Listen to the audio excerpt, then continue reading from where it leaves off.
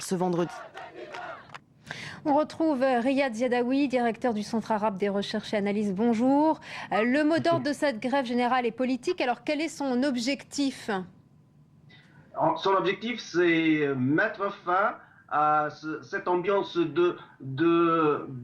d'agression contre les démocrates tunisiens, contre les opposants tunisiens. Rappelons-le, le GTT reste un contre-pouvoir très déterminant à l'égard de Nahda. C'est une organisation qui a toujours défendu les intérêts de la classe moyenne contre le gouvernement tunisien depuis 1978. En 1984, ces grèves sont respectées et sont craignées aussi par le pouvoir actuel Nahda. La chute spectaculaire aujourd'hui du pouvoir d'achat des Tunisiens, les prix ont doublé, la valeur du dinar a chuté. C'est l'UGTT qui défend les intérêts de la majorité des Tunisiens. Nahda a voulu contrer l'UGTT par des milices qui se nomment les Ligues de la protection de la révolution. Ces ligues n'ont rien à voir avec la révolution, n'ont jamais déclenché la révolution tunisienne, mais elles les utilisent afin d'agresser ses adversaires dans la rue, dans les locaux. Même le local du GTT a été agressé à maintes reprises. Donc, ça nous rappelle un petit peu les SS et les SA nazis de Hitler ou les chemises noires de Mussolini. En attendant, l'UGTT demande, c'est un mot d'ordre politique, mais quelles sont les propositions et que demande ce syndicat aux partis politiques ? L'UGTT a toujours proposé le dialogue national. Ce qui se passe en Tunisie, c'est que le pouvoir actuel, en fait, a perdu sa légitimité depuis le 23 octobre 2012.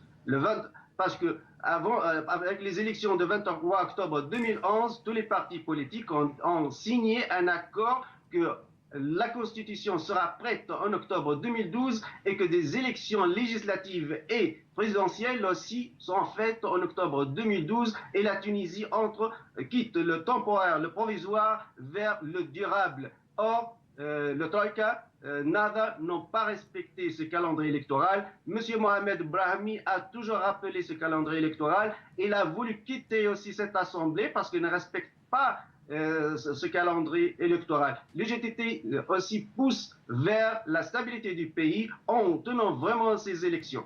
Est-ce qu'elle peut être amenée à jouer un rôle politique, l'UGTT ? Le GTT a toujours joué un grand rôle politique en faveur de la classe moyenne, de la classe pauvre en Tunisie. C'était toujours un contre-pouvoir contre la dictature de Ben Ali. Le gouvernement aussi de Bourguiba a défendu les intérêts de la classe moyenne tunisienne, très respecté ses grèves, très respectées. D'ailleurs, Nahda a toujours craigné le GTT parmi tous ses adversaires. Selon vous, il faut un gouvernement d'union nationale ? Absolument, un gouvernement d'union nationale neutre, parce que ce qui se passe avec les islamistes partout dans le monde arabe, ils ont un objectif stratégique, c'est islamiser l'État, soit par le bas, soit par le haut. Aujourd'hui, en Tunisie, ils veulent le faire par le haut. La même chose en Égypte, ils ont voulu la faire par le haut. Rappelons-le, les islamistes ne sont pas toujours des démocrates. Le premier coup d'État militaire mené contre un gouvernement élu démocratiquement au Soudan en 1989, c'était mené par les islamistes soudanais. Le général Omar al-Bashir, un général de l'armée soudanaise, a mobilisé ses troupes, ses blindés, afin d'éjecter un pouvoir élu démocratiquement représenté par M. Sadak Mahdi en 1989. Donc, dans leur histoire, ils ne sont pas vraiment des démocrates. L'expérience l'a montré, ils veulent islamiser l'État, soit par le haut, soit par le bas. Merci Riyad Ziadaoui pour votre point de vue.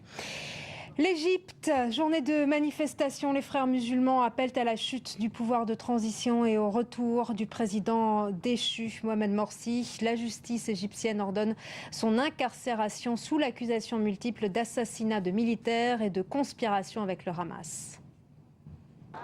Un peuple, deux camps et une même détermination, faire